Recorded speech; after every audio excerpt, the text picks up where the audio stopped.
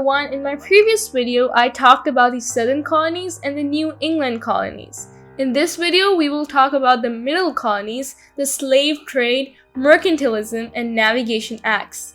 The first Middle Colony, New Netherland, was created by the Dutch West India Company. They recruited a diverse group of settlers including Dutch, English, French and Swedish colonists. However, the British seized the colony in 1664 during the Second Anglo-Dutch War. King Charles II of England granted the colony to his brother, the Duke of York, who renamed it New York.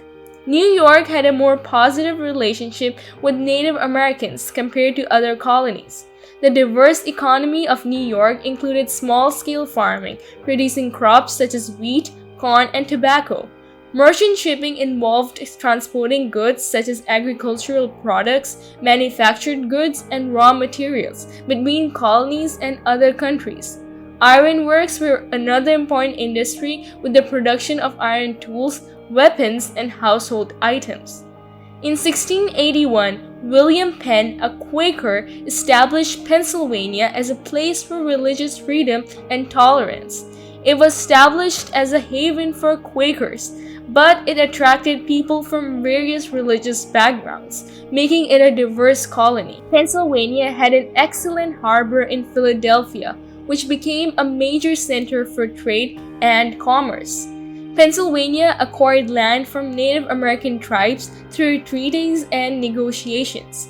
William Penn believed in fair and peaceful interactions with the Native Americans, and he sought to establish respectful relationships and purchase land from them. This was all for the Middle Colonies.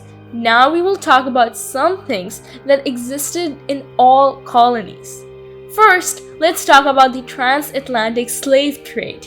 As more colonists came to America, land disputes with the Native Americans worsened. This problem was compounded by the need to give land to indentured servants who fulfilled their agreement. In addition to this, the increased demand for colonial raw materials increased the demand for African slaves. Thus, the slave trade was started, a horrific system where millions of Africans were captured, transported, and sold as slaves to European colonies in the Americas. It was a brutal and inhumane trade that had a devastating impact on the lives of countless individuals and communities. The transatlantic trade explains how raw materials such as cotton, sugar, and tobacco were transported from the American colonies to Britain. These raw materials were then used in British factories to produce manufactured goods. The profits from the sale of these goods were used to purchase slaves in Africa, who were then transported to the colonies to work on plantations and in other industries. In the 1650s, mercantilism emerged, an economic policy aimed to maximize nations' wealth and power through strict government control of trade. It promoted exporting goods to other countries while limiting imports, establishing colonies for resources, and accumulating precious metal. Mercantilism had a significant impact on global trade, colonization, and the rise of nation-states. It also led to conflicts, such as wars and rivalries, as countries competed for economic dominance. In the 1650s, another series of laws was passed by the British government to regulate colonial trade.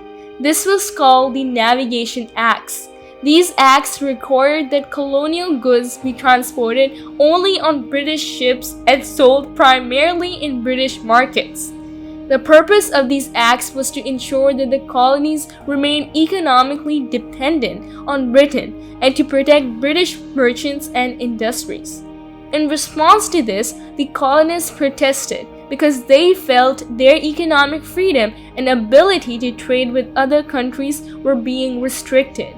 However, some colonists saw this as an opportunity for monopoly, which means they set their own prices without competition. And that's a wrap. These were all the important details of the Middle Colonies of the US. To learn about the Southern and New England colonies, head over to my other videos. Remember to like, subscribe, and hit the notification bell for more fascinating knowledge. Thank you for watching Studimation, animated educational videos.